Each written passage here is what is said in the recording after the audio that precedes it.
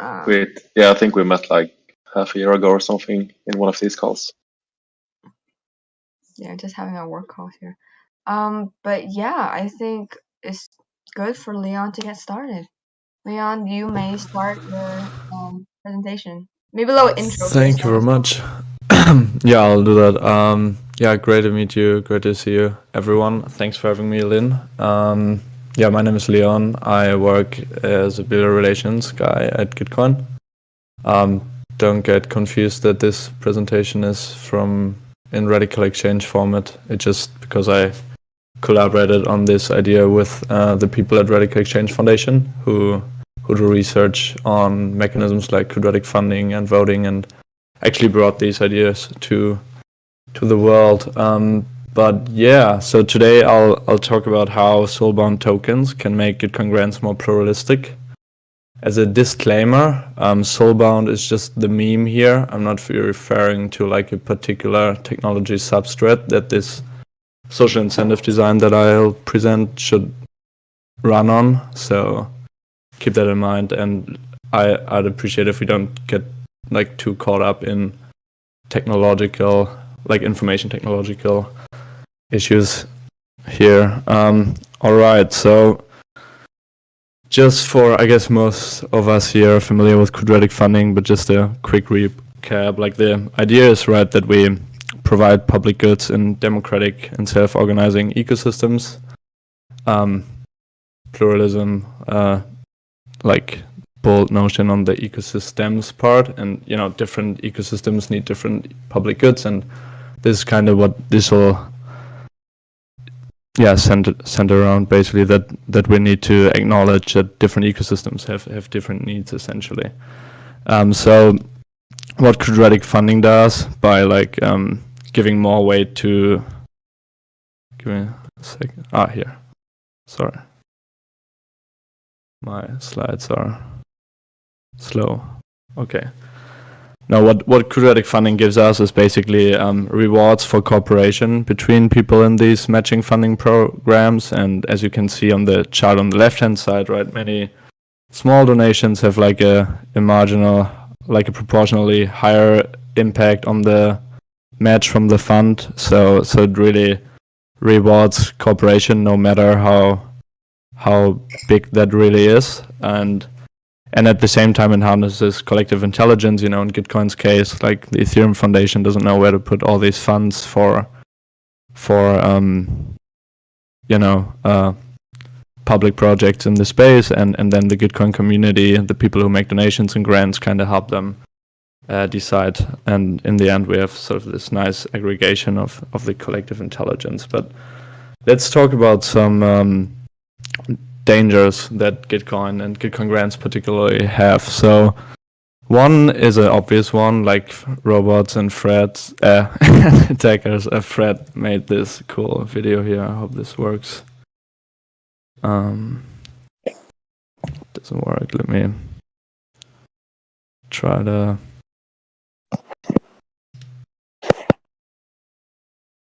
show it to you.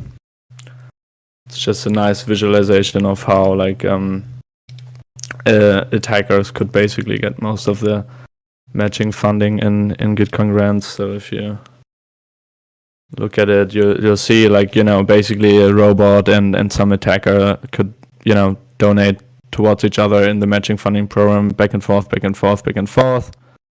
which we in this case this would be a Sybil attack too, and then they could get an infinite amount of matching funding basically just by doing this manipulative fake behavior. And this is kind of the easy case, right? Like this is obvious that we need people to only have one account and not have a bunch of bots donating to their projects in quadratic funding. But I think there are very critical harder cases as well, and basically most of economic theory, like since like most, European, American, Western economic theory, since its existence like 300 years ago, kind of ignores these harder cases, but I think they will be crucial to the success of any social institution or organization, including even the like better or more innovative things like quadratic funding. Because if you think about it, we are not like, even if we solve Sybil resistance and we are sure like we don't have robots here in this ecosystem, we are all one human, one vote type deal, like everyone has the same power. Like this kind of is a really ridiculous reduction of the complexity of our world, right? Because it kind of assumes, okay, we have this global quadratic funding mechanism, and then we have like thousands or millions or even billions of independent, isolated individuals. But this is not the case, right? We have like friends and family. We care about friends and family. We're not isolated, like, and similar to the bot and the attacker here, like a wife and a husband could, send money back and forth to each other, or like good friends could send money back and forth to each other. I'm pretty sure that many people in Gitcoin grants actually call up their friends and tell them, hey, please donate to my grant this round, next round, and so forth. And they'll do this over and over again. And actually, if you look at the grants that receive most of the matching in Gitcoin grants, like many of these grants actually have like leaders who are very well plugged in the Ethereum community. Like they'll probably just go to some Telegram chat or like different individual chats and say, please donate. And basically what happens is that whoever has, the large, and this could be even more complex, technically any grant which had like 50 employees could call up all the employees, please donate to our grant, and ask your friends. So basically any like highly coordinated group or homogeneous group in that sense could do what Sybil attackers could do. Like they could get a disproportionate amount of matching funding just by cooperating. It's not bad that they cooperate, and I don't want to frame this as collusion, but I don't think this is the point of quadratic funding. Like the point of quadratic funding is that we reward cooperation, I think, rather between people who don't cooperate yet. Like we want to foster cooperation across difference, and this is what plurality is about, right? We want to get like two separated groups. We want to get the Bitcoin community and the Ethereum community to cooperate on something, right? Instead of like having two isolated echo chambers that just, support each other in a crazy way. And, it would be even more complex if you think like that Gitcoin grants should really scale and we had like billions of participants. It's very likely that a highly coordinated group like the People's Republic of China could, coerce even their citizens to make a donation to a Chinese project.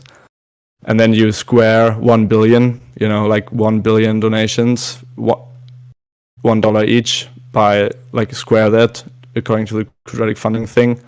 And we would need to donate or the match that this grant would need to get is like 1 with 18 zeros. But the question is this really meaningful?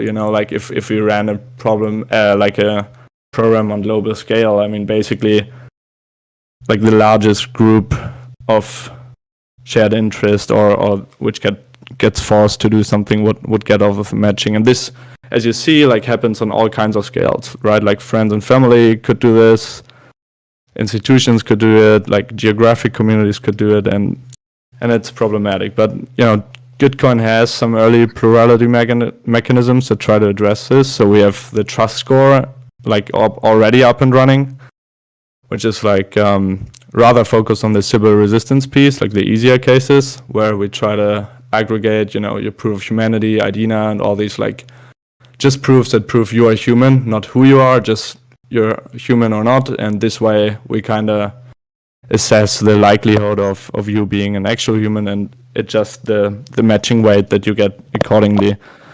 But then there is this other thing that we already use, but I think not to the fullest extent that we could use it, which is this concept called pairwise quadratic funding. And I'll quickly explain how that works here. Let's focus on the upper part here for now.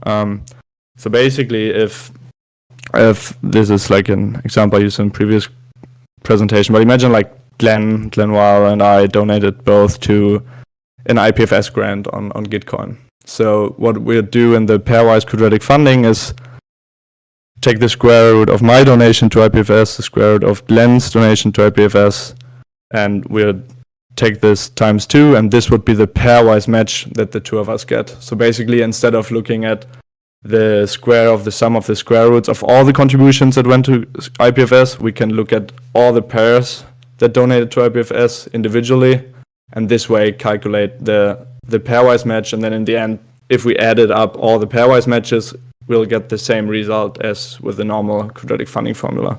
Like if you're interested in understanding how this works, like we can dive into this later at the end of the presentation here. But trust me, it's like just a different way to write out the quadratic funding formula. So now the interesting thing is that for every pair of agents, like I know Glenn and me, or Lynn and me, Fred and Lynn, like we can adjust the matching weight that two people get by just adding like a coefficient, you know, for Leon and Glenn, or like Lynn and Glenn, or whatever, and put an arbitrary number here.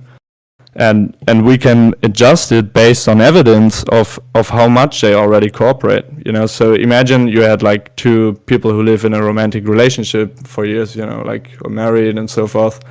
Like we could give them almost a 0 here, you know, so they basically end up in the same square root, and we account for that existing relationship between them, and this way like mute kind of their established relationship, and in turn like increase the rewards for cooperation of pairs who have a high coordination coefficient, or solidarity coefficient, or whatever you want to call it.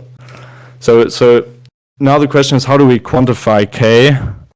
And currently in Gitcoin we only look at the donations from the current grants round, but here is like, imagine like we had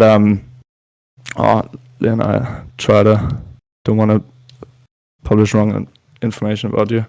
Was gonna edit it, but I realized I don't know enough to make a nice toy example here. But now imagine that everyone who was participating in Gitcoin grants had like a journal where they list all kinds of information about themselves, like attestations or credential or token or whatever you want to call it. So I'm Leon, you know, I could have like a Germany attestation because I'm based in Germany, born and raised there. I could have a Radical Exchange attestation because I'm a Radical Exchange community member. And I could have a Gitcoin attestation because I work at Gitcoin. And then Glenn Weil, on the other hand, is based in the US. He is also a Radical Exchange member, but he works with Microsoft instead of Gitcoin. So, but you know, these don't need to be ordered. There could be like tons of different attestations that we list here. You know, you could even like the amount of the information that we could store in these journals could be really vast, and just, I said, let's not get caught up in technological like problems, but ideally, obviously, like I, like as an individual, would be able to control access to this journal in a very accountable way, you know, and have full control over who gets to read what data which I carry here. But what we can do now is basically we can compare like how coordinated people are, how much they cooperate based on these attestations. So in this particular example, like out of 3 attestations in total, Glenn and I share 1. So what we could do is basically we take the shared attestations over the mean of the total attestations and get 1/3 here. So this kind of means like, okay, Glenn and Leon are are cooperating to a degree of 1/3. And if you think about it, like a romantic couple, for instance, would very likely have like very much overlap here. You know, they'd listen to like the same music, go to the same places, go to the same holiday, you know, have the same friends, and so much information kind of naturally would overlap between people who cooperate, you know, a lot. But now feeding that piece of information back into our pairwise quadratic funding formula, we could basically like just take 1 minus whatever our cooperation coefficient is, and take that as a matching weight between 2 agents. So in Glenn's and my case, if we were looking at these type of tokens here, that would turn out a matching weight of 2/3, which is, you know, kind of, even with that limited degree of richness of information, it's kind of meaningful, right? Because it's likely that Len would rather donate to a US grant, right, than because he's a US person, and then I, who might rather donate like German projects or friends of mine. Like we both probably support radical exchange stuff, people who build quadratic voting, quadratic funding apps, or like Sybil resistant stuff, because we care about that. But I'd rather probably support like Gitcoin related things than he would. He would maybe like support some Microsoft related things. So we kind of get like a really like algorithmic formalization, which might be super meaningful, in this case, for instance. And I'm not saying that this is the right algorithm to do these quantifications of social distance. And I think actually there will be like a whole space, like in economic theory and like information technology, dedicated to working out these algorithms that should increase plurality. Like this is something economists have never done. We have all assumed, there's like quadratic funding, and then there's 2 million participants who are isolated from each other, homo economicus, who are like totally selfish and don't care about other people. But with this information here, we can basically quantify with whatever formula might prove to be very effective in doing that. And data scientists and economists and political economists will need to collaborate on this. But basically the attempt here is to quantify how much people relate to each other, so we can adjust the pairwise matches in these games, like quadratic funding, for instance. And like obviously like the crypto space has some promise in building stuff like that. We have POAPs, we have the Ethereum attestation service. I'm not sure like that this stuff would necessarily or ideally be on chain. There's also a whole like disconnected, or not disconnected, but different ecosystem, just building decentralized identifiers and verifiable credentials like off-chain, but in a very accountable and controllable way. So obviously these journals would need to be private somehow, and the key point would, and this is where the soulbound meme comes in, kind of. I think the soulbound term really captures that these attestations would need to be non-transferable, right? Like it would be weird if I could send that Gitcoin membership attestation to some other person, right? Like who is not working at Gitcoin. So ideally, however we want to design it, we want it in a like non-transferable way. And now, like if we scale this up and like you'd collect all of these attestations, there's this interesting trade-off that would emerge where like attestations may be rights, but at the same time be responsibilities. So for instance, we could say in order to contribute to Gitcoin grants round 13, you need to claim the grants round 13 attestation. Otherwise you won't get matching. Like maybe you can contribute, but otherwise you don't get matching. So claiming that for free kind of gives me the right to participate, but at the same time, it might become a liability whenever the like pairwise matching is done in grants round 14, and I'll share that attestation with all the other people who contributed in grants round 13. But even like these, I think like that might, for instance, be like a nice type of data that we want to put into these journals as Gitcoin starts experimenting with these ideas. Like imagine that you would, if you want to donate to a Ukraine grant, you would need to claim the Ukraine grants round 13 token. So everyone who donates to a Ukrainian grant thing and in this grants round would have that information, kinda. And then if you donate to a Uniswap ecosystem grant, you get the Uniswap one. We could even take it to a more granular level, like for each specific grant that you donate to. Like if you donate to Rotki in grants round 10, you get the Rotki grants round 10 token. If you donate to Rotki in grants round 11, you get the Rotki grants round 11 token. And we could, and in order to do it, you would need to claim these. So it's kind of like interesting trade-off. Like, okay, if you want to participate, if you want to get rights and get matched, you need to take on the responsibility and get that piece of information. Now, some critics of this, this idea is very new, like 2 or 3 weeks old, literally, but have said like ideally, I mean, people would really avoid collecting these tokens, but I think that's not necessarily true, because if you imagine like this would become the Schelling point that everyone just collects as few tokens as possible, then if everyone just had like very few tokens here, they'd all have like very high correlations or like cooperative coefficients, right? Because if let's say you only take like the main pool one, and there are like millions of people who only have the main pool one and not anything else, like you'll get like a 1/1 match with all these guys. So it actually might even be in the long term really productive for you if you want to get high matches across like social ecosystems, if you collect many of these tokens, because this will inevitably like capture the uniqueness of who you are, and all of us, I guess, have a unique pattern of behaviors and communities that we interact with.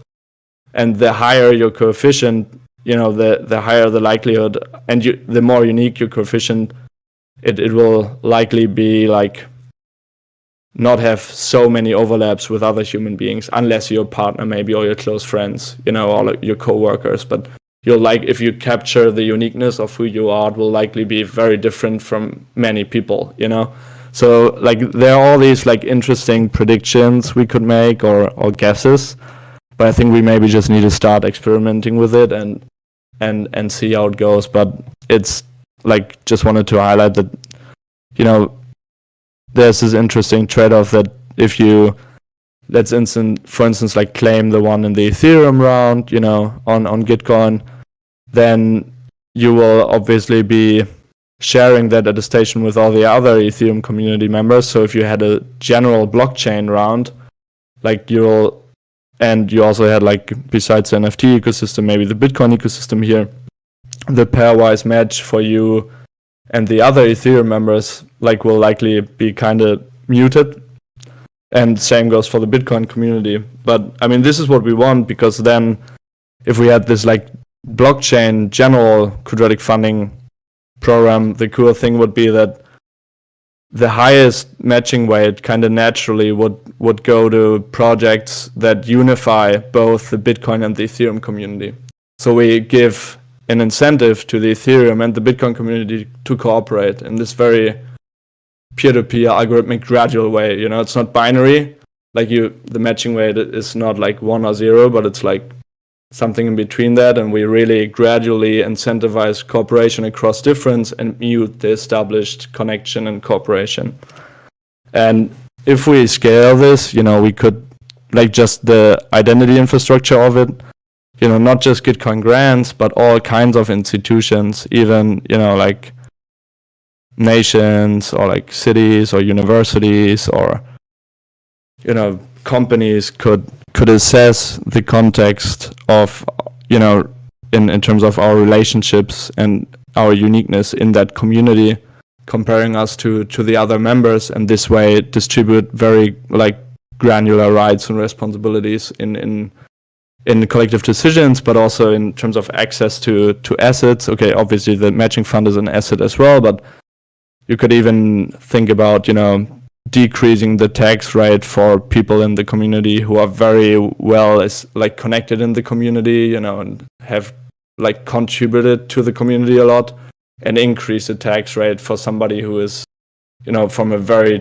disconnected community maybe, and, just super wealthy but hasn't really contributed to the local like context. Like I'm mentioning that in the context of kind of avoiding gentrification, for instance. If you had land value taxes. But anyway, there's like all kinds of use cases, I think, where these like soulbound journals could make the ways we distribute rights and responsibilities way more meaningful, and actually to capture the complexity of our shared lives. Because, so far we don't really do that. We assume like we're all isolated and selfish and don't relate to each other.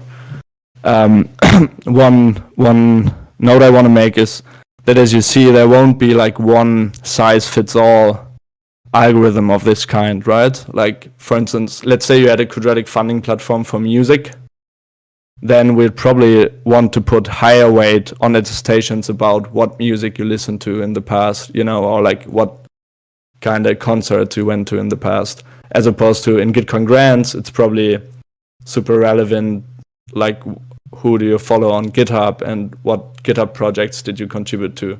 So like depending on the context of the ecosystem that is running this democratic process, we'll need to adjust the algorithm, and this is obviously a very simple one, like even here, like an obvious like problem is kind of, Glenn Weil is the founder of Radical Exchange, while I'm like just a member or an enthusiast. Like we could, he could have like 5 Radical Exchange tokens in a way, and I could have 1, reflecting these differences. Like there are more questions than answers around how we quantify the social distance, and there will not be a one-size-fits-all thing, because if that would be the case, it would kind of be, this is basically what the People's Republic of China is doing these days. Like they have this one algorithm that kind of determines like how many rights and responsibilities you get in the Chinese society, and the algorithm is not open source, it's like super opaque.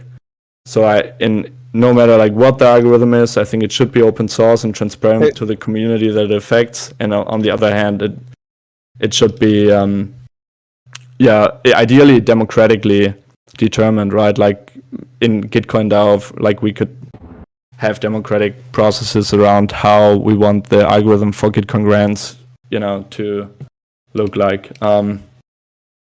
And yeah. Are you in touch with the Lens protocol people? No. They're thinking about the exact same problems, and they're really, really, really smart and thoughtful. Nice. I'd love to put you in touch if you'd be open to it. That'd be great. Just like the idea. I mean, I'm Chinese American. I think about CCP a lot, and how rules and rewards and boundaries of like who is what is like, it's all very important, but it needs to be driven by the people in a very pluralistic way. And they're trying to do that. Yeah. Nice. Yeah. Like I think if you want to gauge the interest in this like way of thinking, maybe you can share this post with them. Which summarizes what I'm talking about in writing. Sure. I'll share it with you later. Yeah. Where is it? Where's the link? I'll just put it in the 23rd chat. Okay. Thanks, man. But yeah, this is and there will be ways to program these algorithms in a harmful way. Like this is kind of obvious. Like you could say, okay, when we find like a Germany attestation in your journal, we won't allow you to participate, stuff like that. So it'll be crucial that these algorithms are open source and kind of in democratic control, and this will obviously like lead to us having like millions of algorithms for millions of ecosystem and communities that we have in the world, right? Like we have the families, we have friends, we have like companies and firms, we have like counties, we have countries, we have continents, we have the United Nations, we have like online communities, and each of these community like will need their independent algorithm. And while they can be harmful, I think a nice way to think about this is, if you don't have a heart, like no one can break your heart, right? Like obviously through adding this layer of complexity, which kind of tries to approximate the richness of our diversely shared lives, we make it vulnerable to like flaws in the algorithms. But I think without it, we don't have a soul anyway in these systems, right? And we just assume we are all isolated from each other, and then remember, like whoever like has most Ethereum friends in the Gitcoin grants case will get most of the matching. And it's not like this is a blue sky idea. I literally think that like inside Gitcoin grants, this is a huge problem. Like and if you look at the top grants in the main round, you'll see that the founders of these projects are very well connected in the Ethereum space and have been around for years.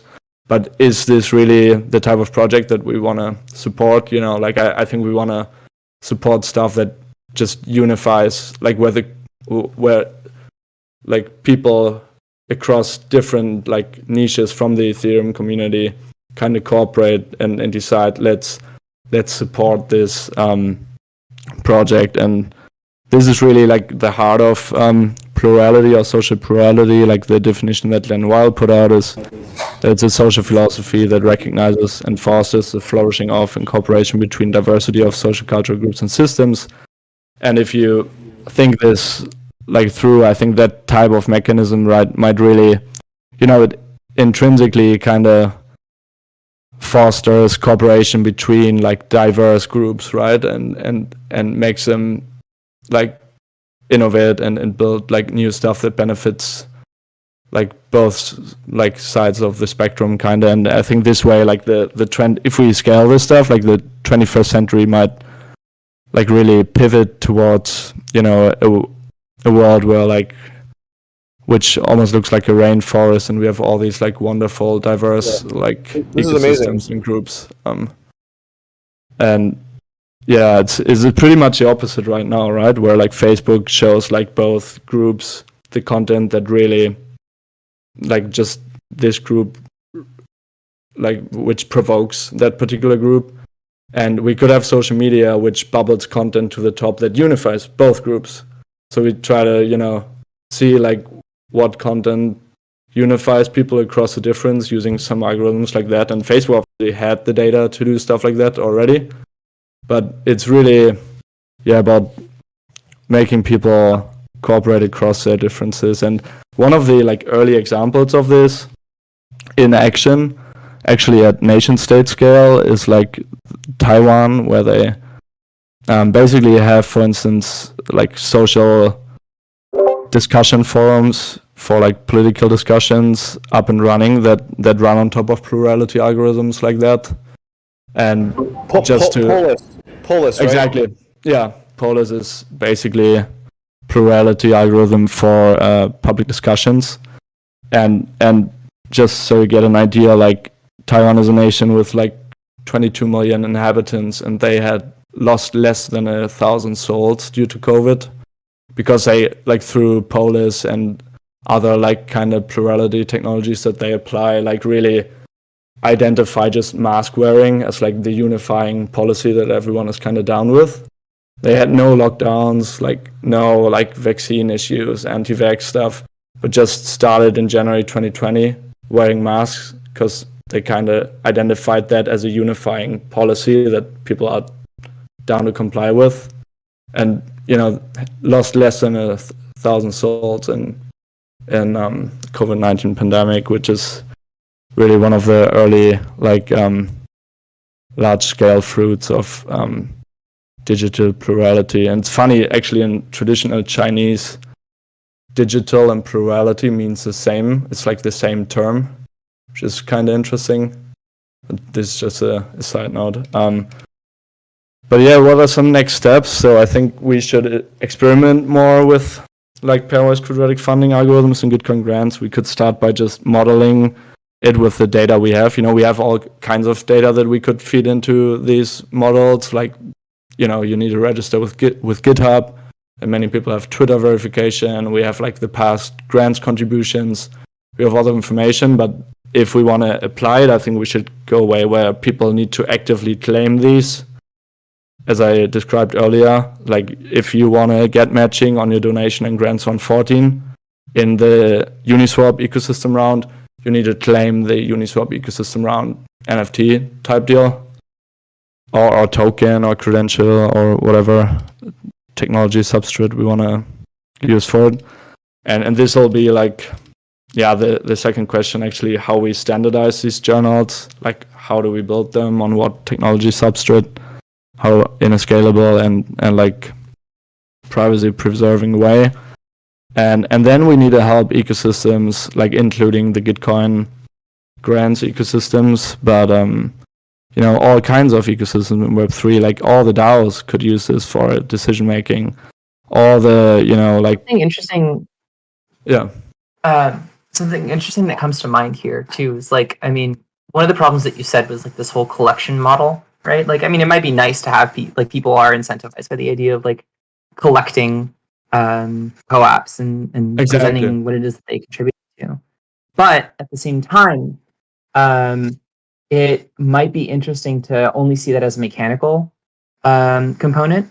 And that way it's a privacy component. It's a privacy preserving component where you have these soulbound journals that demonstrate and describe relationships, but then also don't, you know, like, because you can end up with information cascades if you're able to reveal the relationships between people, and people could use that information to conduct attacks in other ways, and so it becomes a security vector. So I feel like something like a soulbound journal that doesn't describe the those that are within it and those that it's like you know, it's like almost just something that just represents the relationships in a way that is non-obvious.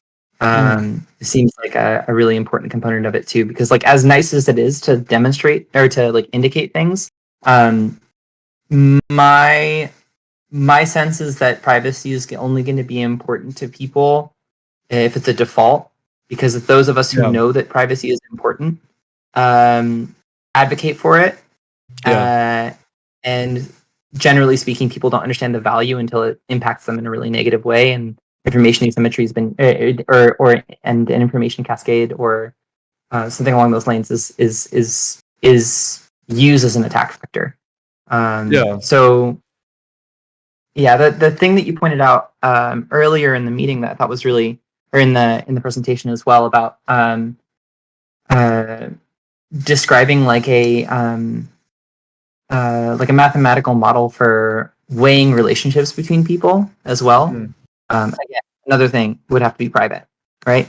Like Exactly. you can indicate, you'd have to indicate relationship, but you cannot make that obvious. Like Exactly. we don't want the MySpace and friends group in Web3. I don't think that's privacy preserving at all. I hear you, and the way I see it in its ideal form, but I think it would require like heavy lifting engineering effort from like data scientists and cryptographers, is that, you know, you basically have two modules in like the quadratic funding case, particularly. Like you have the journal, which is totally private, you know, only the holder has like view and read access to what is inside it. And at the same time, like the content in these journals could, like in a verifiable way, be kind of sectionized in like containers. So you had like a container with grants round behavior, then you had a container with geolocation, you had a container with GitHub stuff, container with Twitter stuff, and now the second module is the round manager, which is how it's currently called in the grants 2.0 roadmap, like basically the algorithm that kind of calculates the matching and distributes the matching. Like you have this thing that does the quadratic funding calculations basically and distributes the matching fund. So that module then, I'm sorry, could basically, ideally, like only that computer module, right? Like not the Uniswap grants round people, you know, who manage the grants round, but just the computer round manager, you know, like the program that executes the quadratic funding calculations and distributes the matching could then access that information. And I think we can do this stuff with zero knowledge proofs.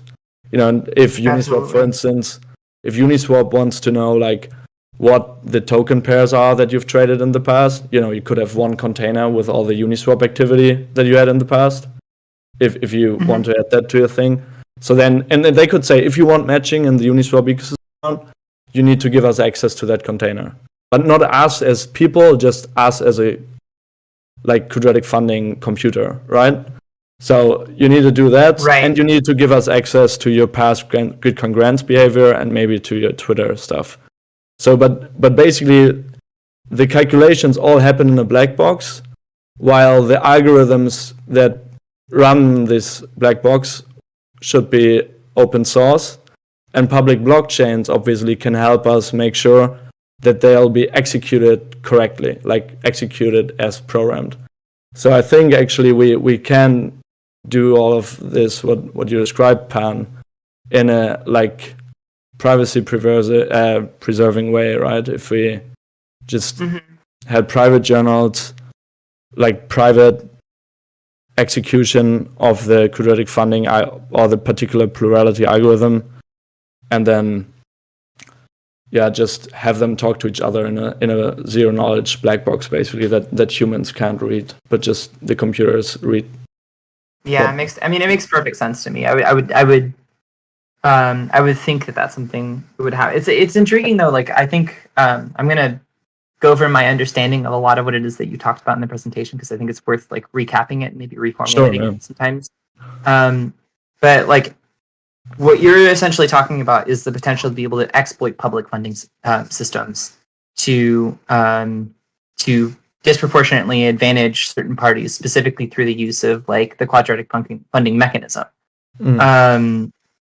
Right? So like what you are proposing or indicating is that there are methods to be able to mitigate the impact of these exploits, because if you want to fund public goods, you also want to make sure that people can't just like fund themselves when it comes down to it, right?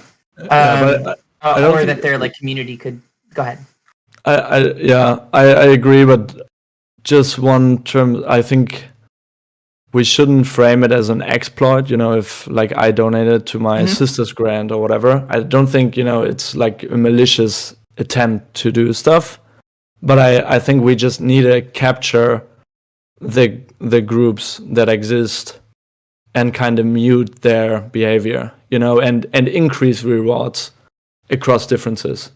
And my sister now. Well, right, but isn't one of the things that you're specifically indicating the fact that like an institution could theoretically come in and contribute to their own round, and then because like that's the reason that is an exploit, right? Like you have an unintentional exploit, and then you'd have an intentional exploit. But it's not it depends on how you look at the intentions of this organization. It might be like totally benevolent, like just let's fund ourselves, like, and then the co-workers of that organization just decide, hey, I want to support my organization. I mean, it's cool, but it's like, I think just in terms of conveying this idea to the public and communicating it, I think we shouldn't like guard against exploits, but rather just capture solidarity. It's the same thing, just a different framing of it. But I don't know, I think we both know what we mean with either of these, but you know what I mean? It's like a communication difference. Like, well, so what does everyone else think? I mean, does it look like this is, and the only reason I'm pushing back on you for this is just because it's interesting to look at it from different perspectives, right? Because like I said, if an institution did it, like it would be an exploit. So it's like, I would love to hear what other people think about like the vulnerability that's available in here, and obviously we want to be able to capture the positive side of it, but like what is this problem to other people in the room right now?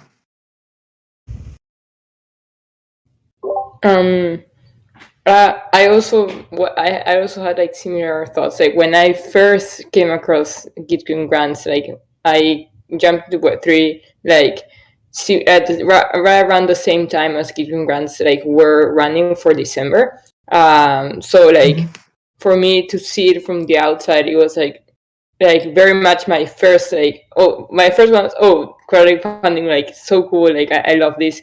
But at the same time it was like, but how do we make sure it's not just the projects that do the best marketing, or like the projects that have the biggest teams, are most well connected, or like are sending messages to each other, are the ones who are actually like receiving? Or how do we make sure that we don't feel, I need to support this just because like they like we know each other, so like they would like my support, so I feel like not because of just like the public good it's having, but because like I know them and like and stuff like that. So that's why I was like super interested in in jumping more on the like impact measurement side on like what is the actual impact they are achieving, which also has their own its own like nuances, because you have projects that have like amazing ideas and are very early, so you haven't had any proof of impact, but you can see it has like amazing potential. So I wonder also like how these, like I love this, I love these soulbound tokens. Two thoughts that I always also had was, what if we could like multiply this soulbound score with like impact score and get like a regen score or something. And then another thought was like, I like how we're like, if we're it's cool that we're minimizing like that potential for like too much marketing and too much like jumping on people, but at the same time, like if we are truly kind of like discerning the public good, like following the crowd's opinion of what public goods give them value, then like if we were to think like not only just this community of like Web3 that basically knows each other almost almost everyone, if we go beyond that to like a like city where people use quadratic funding to like give value to the public goods, actually I think it does stand that quadratic funding in itself like might be able to better discern it, because people are actually just voting for whatever public goods is serving them and wants to continue forward, rather than funding like their friends or people who are like, Exactly. Yeah, I couldn't agree more with everything you said. And I think it's even like happening in Gitcoin grants, right? Like for instance, when we had the Gitcoin building Gitcoin round, like a round basically where the work streams of Gitcoin were funded, I could have funded like basically MMM a lot, and Freddie, who leads MMM, is like by now I would say like a good friend of mine, but is this really the intention of whoever is putting up the like matching fund for the Gitcoin building Gitcoin round, that we like this is not the idea, right? I mean, Fred and I already cooperate, like we don't need to put so much weight on that type of cooperation, right? Like and the same in cities, as you say, like if you like people would tend to, if we wouldn't have these measures, like just donate to their friends and neighbors, right? And then whoever has like the best coordinated group of friends or has the highest coercive impact on their friends like wins. But it's not the idea, right? The idea is that we harness collective intelligence to identify like extraordinary public goods and fund the stuff that unites people across their differences. This is, I think, what should be the goal. And it's interesting because actually, like, even if you are funding your friends, if your friends also fund your friends, and then their friends also fund your friends, you're still describing intention from a large enough group of people that to say that this thing's important. So like, it's not really like collusion when it gets to a certain scale. There, at some point, there's a phase transition, and it's no longer like a group of people being like, "Hey, like let's help each other." And it's actually like, this is the intention of the collective. Yeah, this is what I meant. I think generally it's really not collusion. Like you could do it as a like large attack and bribe people to do stuff, but it's very natural, right? That me being based in Germany, I'd probably rather donate to like Gitcoin grants of German people that I know from meet space events. It's like I think they deserve support, but it's kind of natural bias like that I have. So it would be nice if we gradually accounted for that in the pairwise matches that I'm from Germany. Sorry. Also the fact that if you're closest with those people, or if you're aligned in values or in like missions, you kind of like become friends and like kind of like know better like what's behind the project, like beyond just the description of the grant. So that's why you also end up like funding friends, because like you got aligned, like, and you knew each other because of shared missions, and then suddenly you're friends, and suddenly it's like, oh, now like I want to contribute because I want to see that vision come through. But I wonder if there's like a way to, for all of us to just like, for everyone to contribute. Oh, every time I contribute to a grant is like I'm stating my intention of like I want this vision to come through, and like this project will enable so much better for everyone else. That's why I'm funding it. So like, yeah. Yeah, it's funny, like if we gave, for instance, an attestation for each grant that you donated to, like that, grants on 13, if I donate, to some project that have never donated towards, like I'll probably, and many other people do that, and I'm like not really connect to these people, that will get a high match. But in the next round, these people and I will share the attestation that we contributed to that grant in the previous round. So it kind of, we get closer and closer in terms of sharing more and more attestations, the more we cooperate. And then you'll always, and this is what you say, like, right, you might start as like people across difference, but then you become friends. But we can really gradually account for that with like these algorithms, which are, could become like super precise, basically.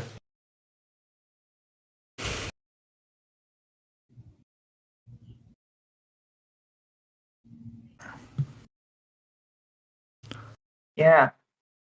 I still want to needle at the idea that you could potentially have something where you come in and utilize the method a little bit maliciously, because like I don't see necessarily, and maybe it's just not clear to me, but I don't see necessarily how attestation would work in any other context than having established reputation through relationship building between wallets or of some sort, right? Because like, because like I don't, you could just match your own funding through a different wallet or a mixed set of funds, and then scoop up all of the quadratically matched funding somehow.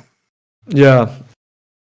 So one other problem obviously is Sybil resistance. So it would be nice if using like this trust score that we already have in Gitcoin, like this combination of like proof of humanity, IDNA, Bright ID, and so forth, just in terms of making sure it's very hard for people to create multiple coins. And then what you mentioned, I think, is that what you're referring to, like basically an organization could still cooperate, but it's not true. Like for instance, if we took GitHub data into this, which could be doable, right? Like GitHub has an API, and we just ask GitHub basically, like we ask the participants to verify through GitHub, and this way we know who you work for. So all the people who work for Ethereum Foundation would be in the Ethereum Foundation GitHub organization, for instance. All the people working for Gitcoin will be in the GitHub from Gitcoin.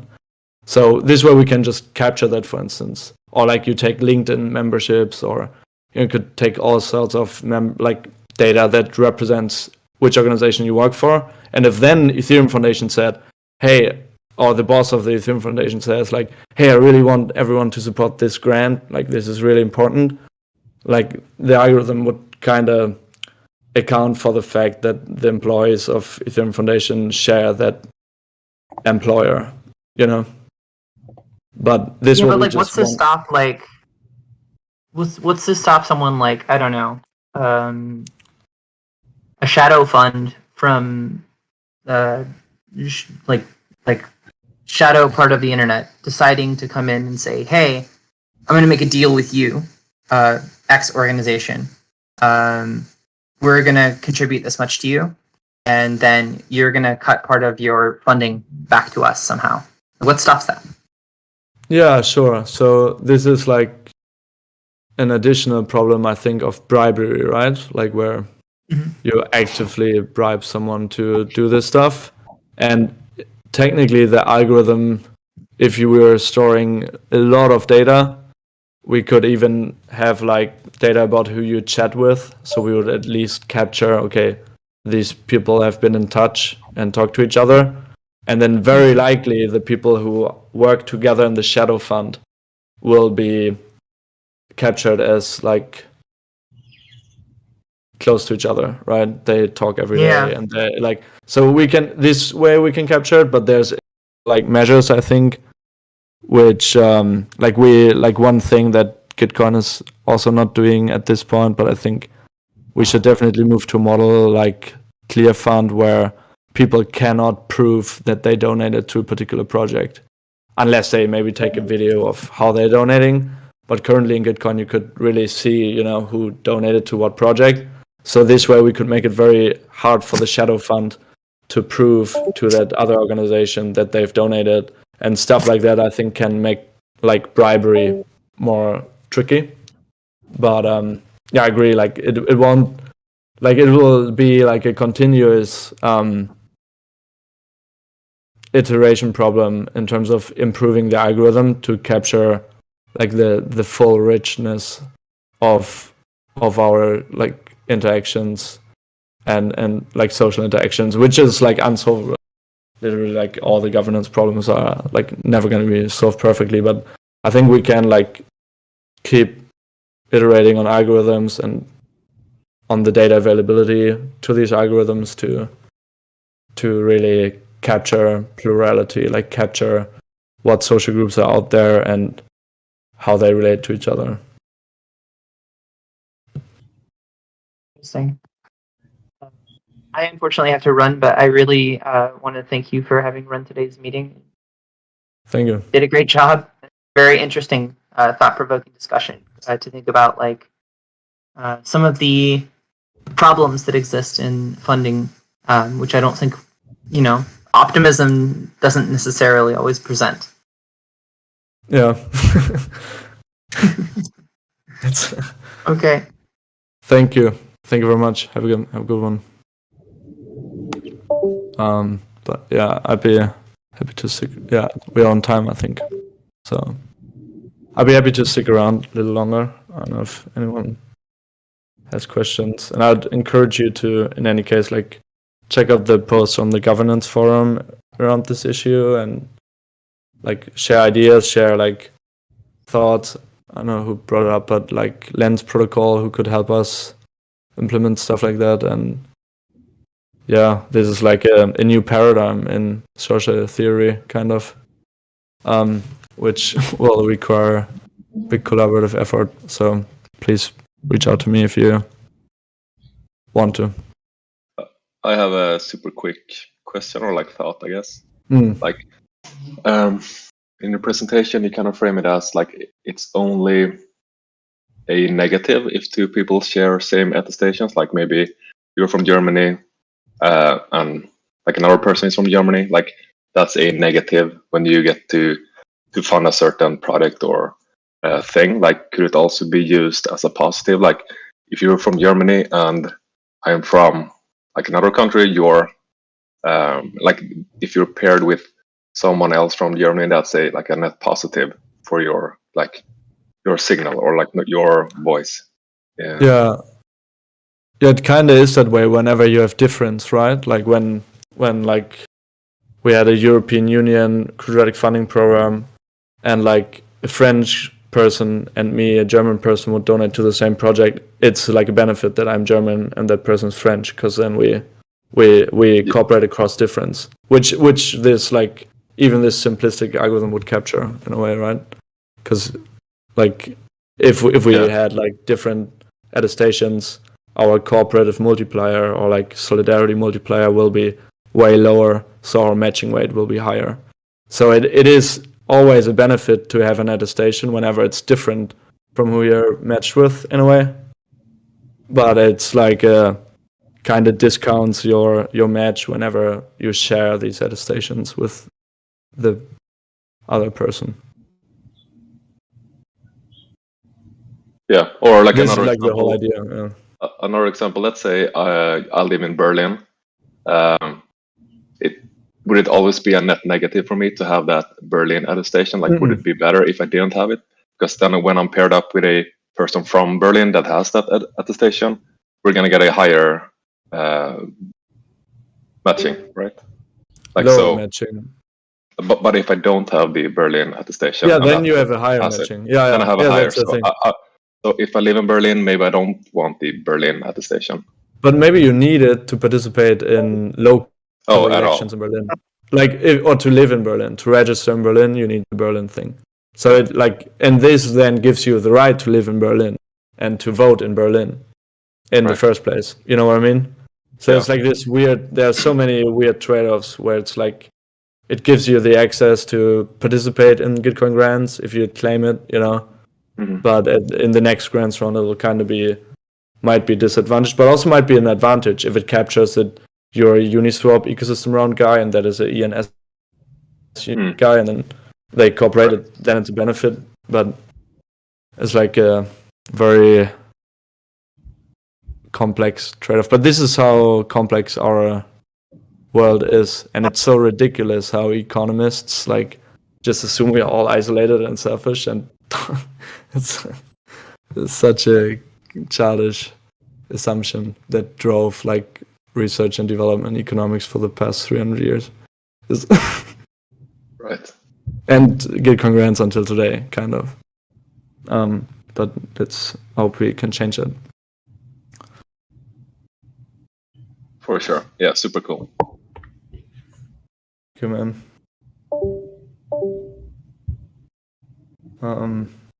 It was awesome. Thank you guys. I like this thing you said, Alaborda, regarding like trust score combined with like this score as well, to like the attack vector of like new users that don't have any attestations, like just attacking from that perspective, I guess. Like, so the trust score combining with this is interesting as well. Yeah, you can think like about this in the journal, like just one of the entries could be proof of humanity, and proof of humanity might be required to participate in Gitcoin grants, or like either proof of humanity or Adina.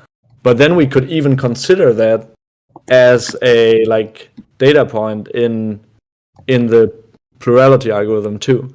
Then because this way we can identify, okay, these people are IDINA verified people, and these are proof humanity verified people. So if the proof humanity and the IDINA people fund a Gitcoin grant, we kind of acknowledge that cooperation across difference.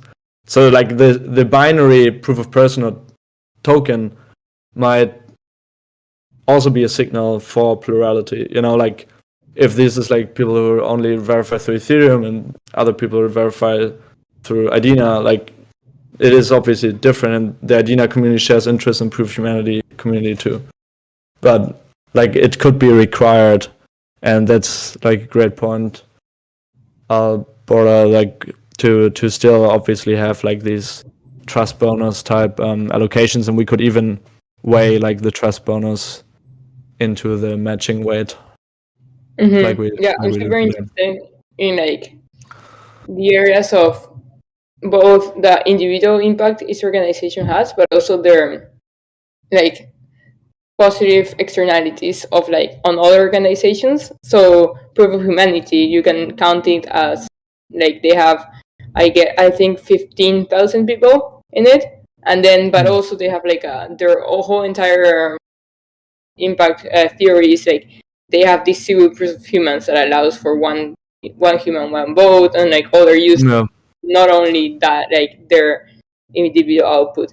And then the other area I'm really like I care about a lot is like how do we make sure that this is just not like giving meals to people or like showing we gave this amount of flyers, and like okay, what did the flyers did for these people? Like did you teach them how to regenerate their land so that the food they don't need any more food for longer, stuff like that. So it's like how can we give that also like the paradigm levels or points or whatever like point in the like spectrum of potential like positive outcomes for the long term can we also to those projects, so that I'm excited about that. And finally, like one thing that you said is that like also like friends of friends and stuff like that, and sometimes I think about like how can we actually like those who are very, very good at marketing or very going and like reaching out to people and stuff like that, how can we counteract that with like the ones who are quieter and the ones who are doing great work and great impact, and we like how can we actually like see that in the grants, like these are doing this amazing, but they're actually from like this country and they don't even speak much English, like they don't have friends here. So I see your point, and I think like just to push back in a way is like I think marketing is part of who an organization is. So it's like if you're good at marketing, it's fair. But the difference is that if if like, let's take Scaffold ETH as an example. I don't know if you know that, but it's like a Ethereum development stack that is built by Austin Griffith. So if Austin Griffith would manage to reach out to new people every grants round and be like somebody who's never contributed to him, like, hey, you should contribute to my grant, you know, and he convinces people from the outside of his community, like, hey, this is like a cool project, I'll support you. It's very different this way than him just like texting in the like Moonshot Collective Telegram and some other Telegram channels, like, hey, donate to the grant, like people he works with every day. Like, this shouldn't have so much weight, right? If these like homogeneous groups of like people who work with Moonshot like do that, it's not the same when Austin goes to a Web3 conference and says like, hey, I'm Austin with them, people who've never seen him before decide to his grant. So like marketing, I think, is not generally bad, but it depends whether it's like this friends marketing or, you know, you just promote your grant in a very homogeneous, highly coordinated group, or you promote it so you make more people aware of it and convince them to support it.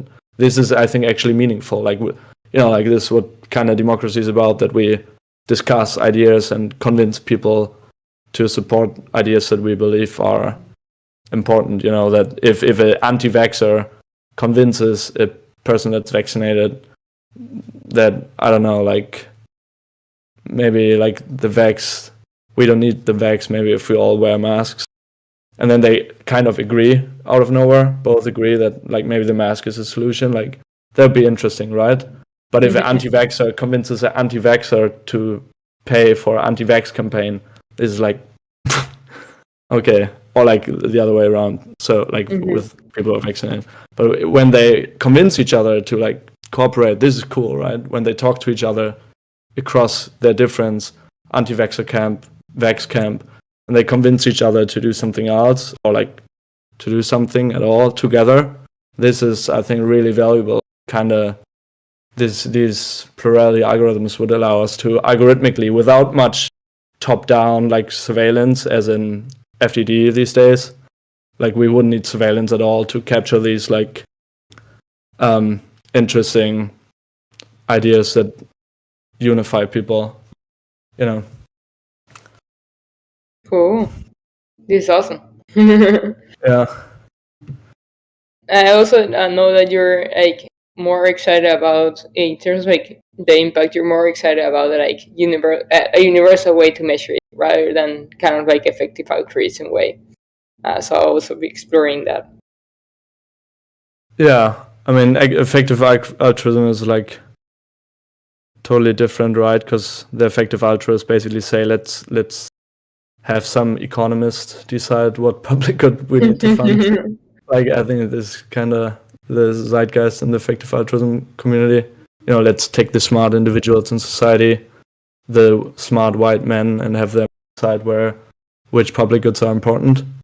And like Gitcoin grants generally, I think, is very like a different approach, where we want to harness collective intelligence and the like local context that each of us carry in our brains and kind of aggregate it. But I think the aggregation is more meaningful if we account for the relationships between people, right? Because we inevitably have relationships, like we're totally social beings. And maybe I want to share something to close us out here, maybe. A nice quote about plurality, a poetic one. It's what from Audrey Tang, the digital minister of Taiwan, who said, when we see Internet of Things, let's make it an Internet of Beings. When we see virtual reality, let's make it a shared reality. When we see machine learning, let's make it collaborative learning. When we see user experience, let's make it about human experience. And when we hear the singularity is near, let us remember the plurality is here. So maybe that's a nice ending note. And I think this is really what it's all about. Like, the plurality is here. We just need to acknowledge it and foster further like more plurality, and yeah, onwards and upwards, please. Have fun with that. Yeah. That's a pretty cool quote. Thank you. Yeah. Bye. Bye bye. Have a Everyone, good one. thank you. Bye.